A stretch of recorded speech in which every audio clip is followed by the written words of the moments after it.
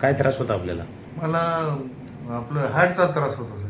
बरं माझी एंजिओप्लास्टी 2 वेळेस झाली. बरं 2 वेळेस झाल्याच्या नंतर हे हृदय निकामी झालं होतं. निकामी म्हणून म्हणजे जगण्याची काही शक्यता नव्हती, म्हणजे संपल हां अशी माझी अवस्था होती. मला पलंगावून उठता सुद्धा येत नव्हतं. बरं. या कंडिशनमध्ये कधी झाली एंजिओप्लास्टी? एंजिओप्लास्टी ऑगस्टमध्ये एक झाली 2025. पण आणि त्याच्यानंतर पुन्हा नोव्हेंबरमध्ये एक झाली. अच्छा 24मध्ये. 24मध्ये. ओके. इकडं वेदस्पर्शाला कसे आले तुम्ही? वेदस्पर्शाला माहिती झाली की हां हां बाबा हे आयुर्वेदिक पंचकर्मा केल्याच्या नंतर हे होऊ शकते अशी बाहेरून माहिती मिळाली पेशंटकडून. मिळाल्याच्या नंतर इथं आम्ही ॲडमिट झालो. ॲडमिट झाल्यावर इथं पंचकर्मा सुरू केला. सुरू करून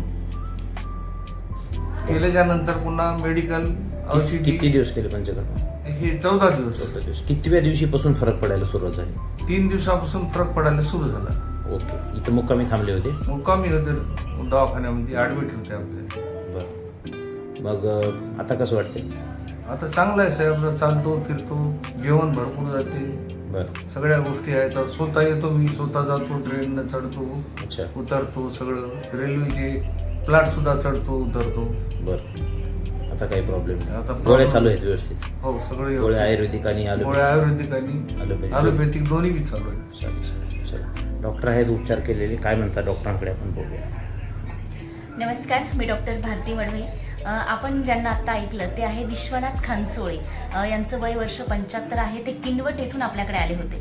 आता त्यांनी सांगितल्याप्रमाणे ते ज्यावेळेस आपल्याकडे आले त्यावेळेस त्यांची 2दा एंजिओप्लास्टी झालेली होती, डायबिटीजची हिस्ट्री होती, त्यांना ISD होती आणि त्यांचं EF जो आहे म्हणजे हृदयाची जी काही पंपिंग होती ती 15 ते 20% होती. आता तिसऱ्यांदा ज्यावेळेस हार्ट अटॅक आला आणि ते शस्त्रक्रियेसाठी गेले तर त्यावेळेस हे निदान झालं की त्यांचं हृदयाची पंपिंग नाही आहे, तर त्यामुळे त्यांना कुठलाही इलाज नाही असं सांगण्यात आलं होतं. आता त्यावेळेस त्यांना काही औषधी चालू होती तरी सुद्धा त्यांना दम लागत होता, धाप लागत होती. अक्षरशः त्यांनी सांगितल्याप्रमाणे अंथरूण लावून खाली उतरलं की त्यांना धाप लागायची, पायावर प्रचंड सूज होती. त्याच्यानंतर त्यांना कंटिन्यू खोकला येत होता कारण छातीत पाणी भरत होतं. अशा कंडिशनमध्ये ज्यावेळेस ते आपल्याकडे आले तर त्यावेळेस आपण त्यांना डॉक्टरांच्या मार्गदर्शनाखाली ट्रीटमेंटला घेतलं. तर CNIT थेरपी म्हणजेच हृदय पुनर्वसन चिकित्सा आपण 14 दिवस त्यांची केली. आता 14 दिवसामध्ये आमच्या असं लक्षात आलं की एक 3ऱ्या-4थ्या दिवशीच काका हळूहळू चालायला लागले.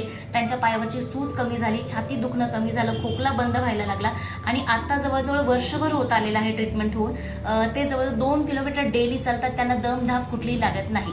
आता त्यांचं पंपिंग आधी 15 ते 20% होतं, तेही आता वाढलेलं आहे. आणि विशेष म्हणजे जे काही त्यांचे ॲलोपॅथीचे औषधी जे होते डॉक्टरांची, त्यांच्या ज्या डॉक्टरांची औषधी होती त्यांच्या मार्गदर्शनाखाली त्यांच्या काही डायटर असतील, म्हणजे शरीरातील पाणी कमी करण्यासाठीचे औषध असतील, काही कार्डिओटॉनिक ड्रग्ज असतील, काही रक्त पातळ करण्याची औषधी असतील, त्या औषधीला आपण हात लावलेला नाही.